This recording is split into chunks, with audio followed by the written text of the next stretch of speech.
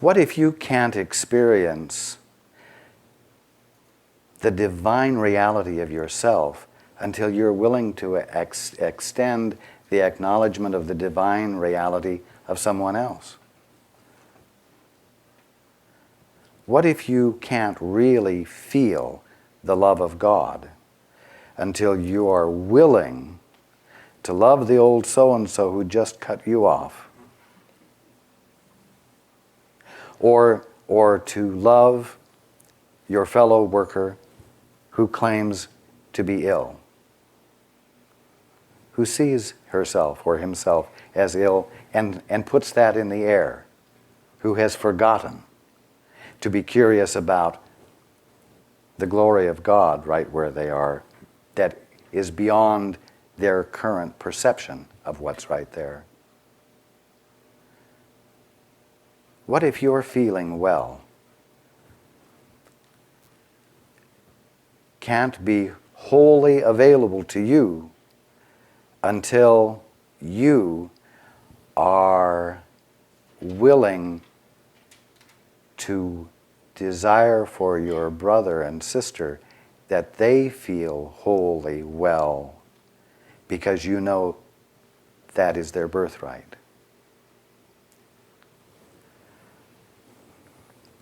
There's not really any what if about it.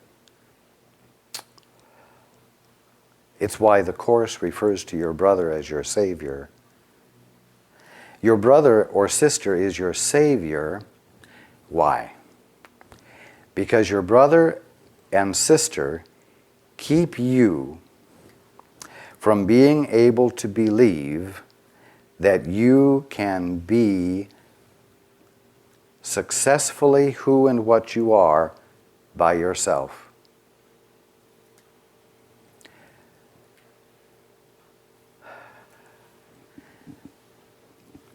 All of the illusory sense of existence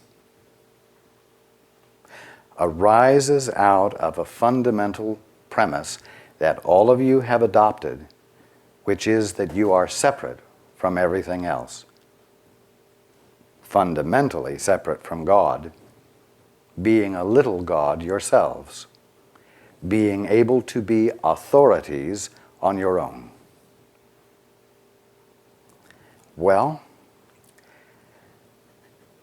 the only way to get out of the mesmeric frame of mind that involves your seeing yourself as alone is to have a brother or a sister who gives you the opportunity to be love.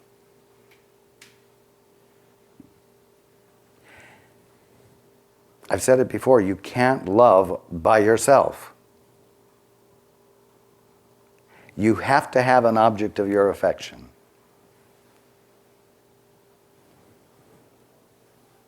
Without an object of your love, there can't be a thing called love.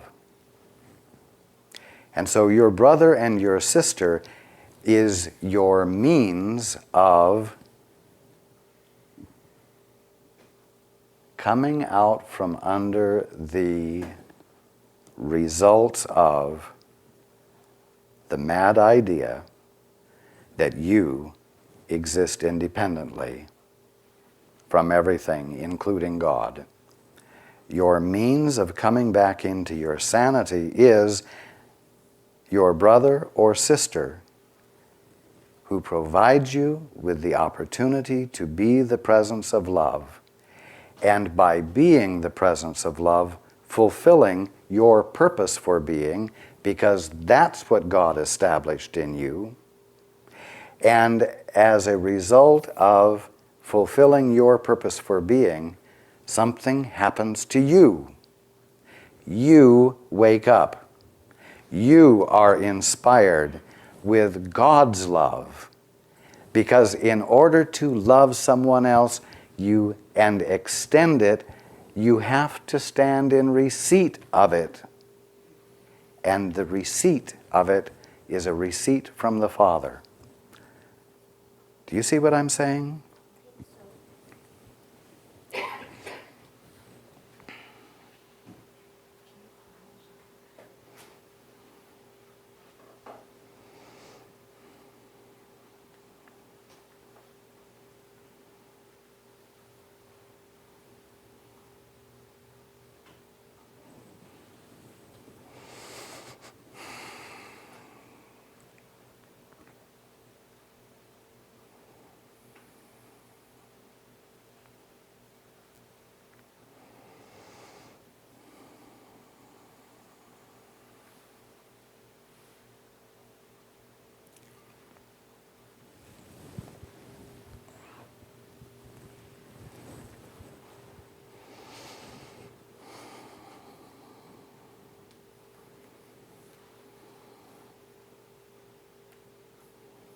Do you understand what the statement in the Course means that says to have, give all to all? I think so.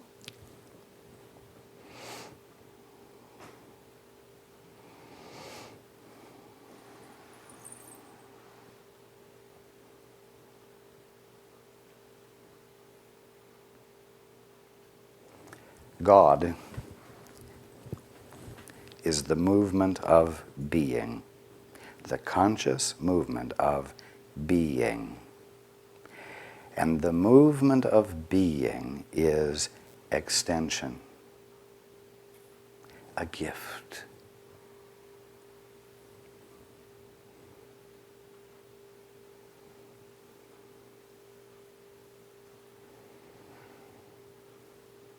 Fulfillment, therefore, the experience of fulfillment of being for every single one of you involves making the gift of love. You cannot be the source of love. So how can you give the gift of love? Well, you might say it's magic. Because when you begin to care, when you really become less closed off, all of you, and you really begin to care for another, you make a gift. And when you make that gift, you become infilled with the love it takes to give. I've used the illustration before of a garden hose with a sprayer nozzle on it. When you have an object of your affection, it is like pulling the trigger on the nozzle. When you have an object of your affection, there is some place for the stream of water to go. And you pull the trigger, and what happens? The nozzle gets filled up with the water, and the water gets extended. When you care about someone, it's like pulling the trigger, and the love that God is moves through you. What happens then? Well, your brother is blessed. But something else has happened. The thing that's happened is that you have had the inspiring, uplifting,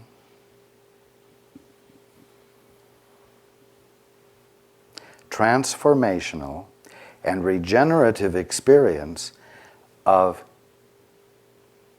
being the place where the presence of God is moving into expression.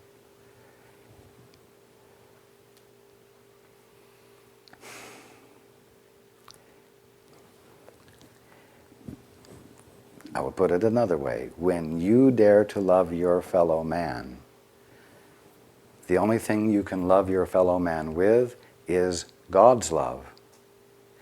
And in your caring, you open the door for God's love. And not only does your brother get loved, you do too. That's why your brother is your salvation.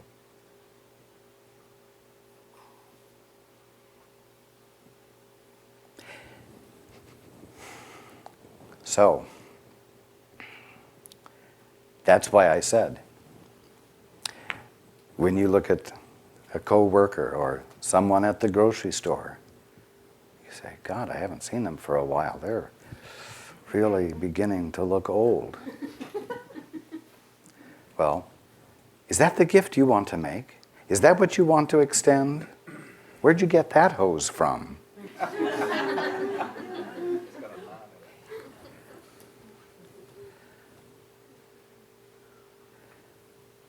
Gee, she should take better care of herself. Judgment. You could say, wow, that isn't the truth about her. Wow. The truth about her is that she's the direct expression of God. The truth is that her body is the glory of God. And I'm going to let my responses, my reactions, arise out of that awareness of what the truth of her is, rather than how she looks at the moment. So what's happened? Your apparently aging associate has given you the opportunity to choose for the truth in your awareness, and in choosing that, you prime yourself, like pulling the trigger, for the further influx of the Father's point of view, which constitutes the love that heals not only your sister or your brother, but you. You see?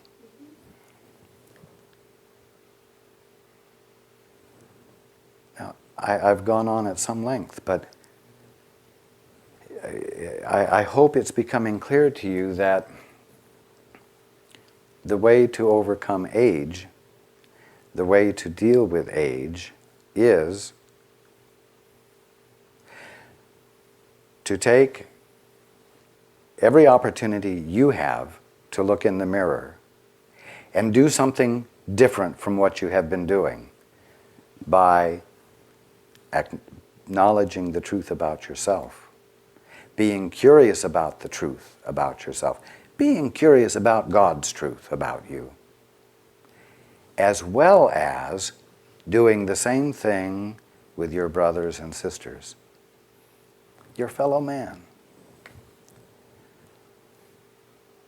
Because I'll tell you, you can't just look in the mirror and become absolutely clear about yourself and still go around saying, God, she looks awful, doesn't she?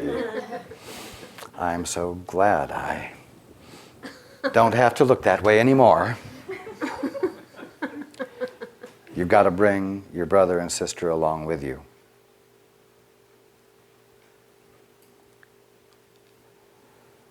This is an important point.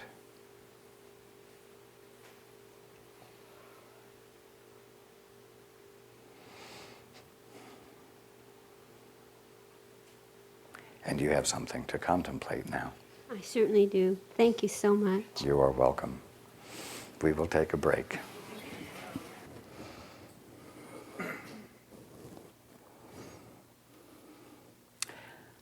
I understand you had some reservations about asking the question you asked.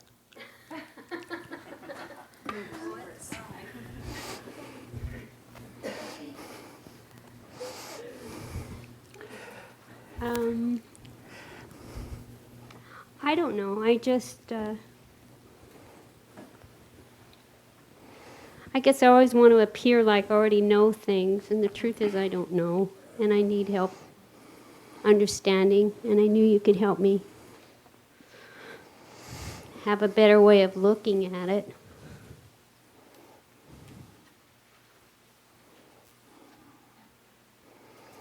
So you had a need and you didn't want to look needy. Right. Yes. Oh, self-sufficiency. And of course, that's right at the top of the list of what you get when you start moving along your spiritual path, of course. And so, if you have a need, don't let anyone know that you're way back there on the path. That's right.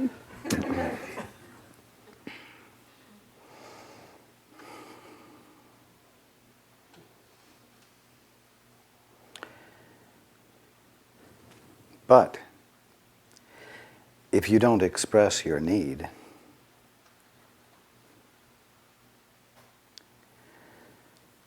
how can you give someone else the opportunity to love you?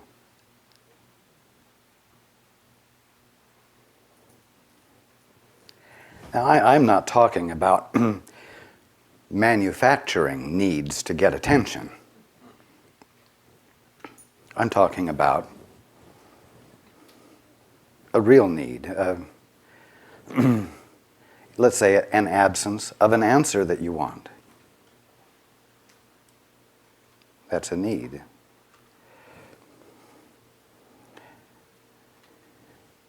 Of course, that means you've got to dare to be real and honest. Honest in the sense of not expressing manufactured needs as a means of manipulating others. You understand? Yes. And I'm not suggesting that you do manufacture needs. Okay. What I do want to convey to everyone is that there is great value in genuinely expressing real needs that you have. You know what the first thing that happens is when you do that? It makes it easier for other people to be genuine and honest about their needs too.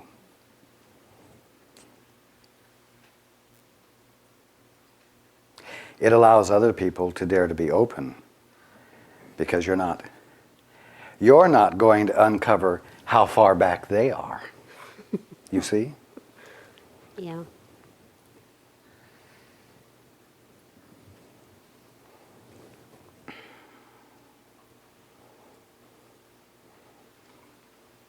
There were times when Paul decided to only talk to me when he didn't have problems, so as not to impose upon me.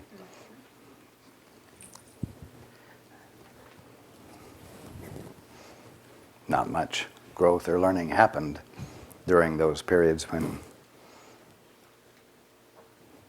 he decided only to talk to me when he didn't have a problem, because when he didn't have a problem, he didn't talk to me. Now, there's something else I want to share.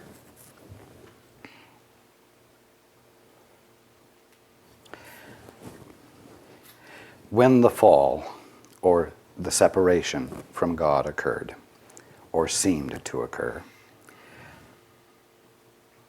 and each one practiced a false sense of authority, of an ability to author things.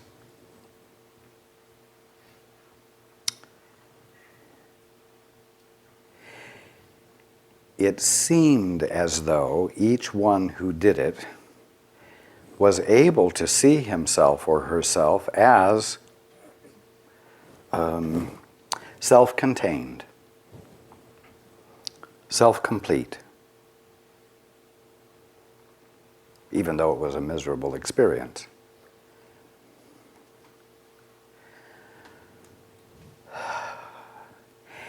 And as each one became accustomed to that experience, he or she lost the experience of his or her universality, and indeed a sense of self associated with the body, and only with the body, became that one's identity. And that one could say, I can think for myself. I can decide what this means. I am a decider. I am a giver of definitions. I am this, I am that, I am the other thing. And the experience felt as though all of these conscious experiences were originating from the one identified now as this body and this mind that wasn't universal. But I pointed out to all of you, most all of you over the last 2 years, that no one ever succeeded in becoming autonomous, independent. And that what has happened is that one is channeling, you might say. One is giving voice to, giving expression to, one of two voices. And that voice is never the identity that you see yourself as separate, or that Paul sees himself as a separated individuality. One never loses his divine presence. And so each one is the Christ. Each one, in spite of how you see yourselves, still is the son or daughter of God. Still is the Christ. And this divine one that you are is either giving expression to the voice for truth, which is the Father's voice, or the voice for fear, which I have referred to as the ego, which is just a rehashing of all of the old tapes, all of the mindsets of this sense of identity that each one has created and acquired and built. So, no one has succeeded in standing in a place where he or she is only expressing himself or herself. You, as a separated, aging lady, do not have the capacity to originate anything, to be the source of a single thought or a single act. You are either clearly giving expression to the Christ that you are, or you are clearly giving expression to confused perceptions. You see what I'm saying? Mm-hmm. Now,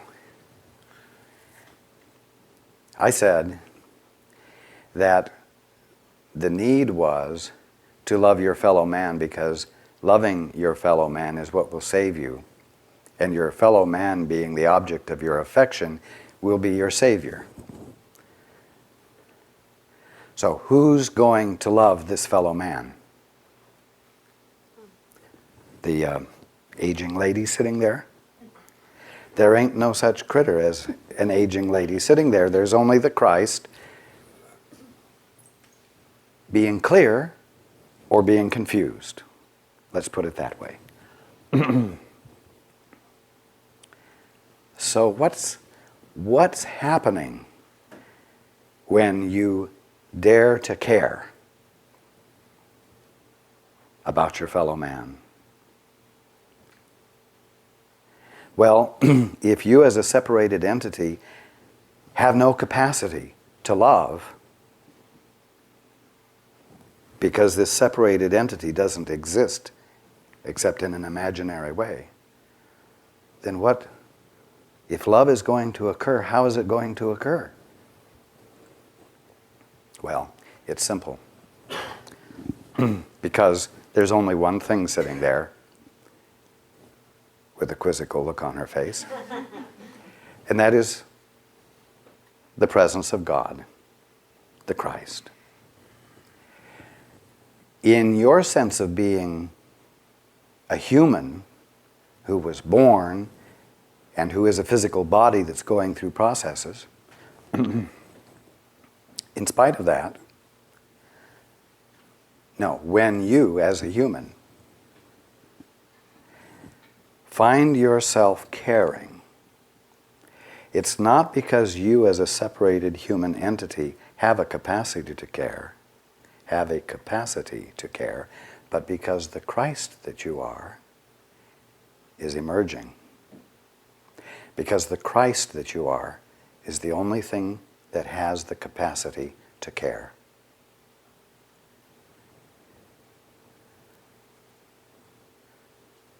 But does the Christ that you are have a separate place from which to express love? Or is the Christ that you are the unobstructed presence of God Himself, herself? You see, what I want to point out here is, which is the cap on this whole answer, is that when you, in your sense of being a separated human physical organism that is born, grows, ages, and dies, experiences caring, it's really the Christ of you remembering her function to a limited degree.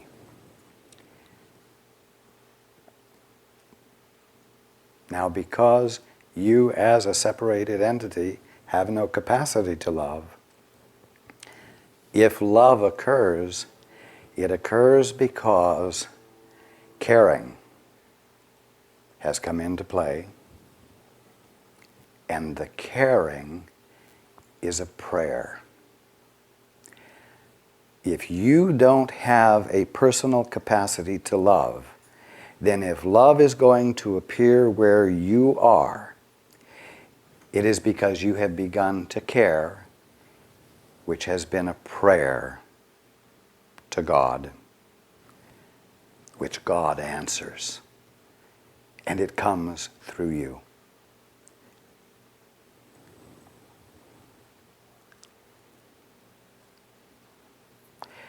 And you must have a brother, a sister, an object of your affection, in order to call into play the Christ of you.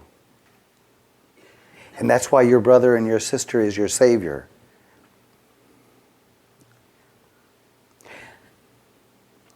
But remember that the capacity to love isn't something that originates with the separated human entity that you think you are. And that's why when caring finally becomes an active part of your experience of being, even in your separated sense of yourself,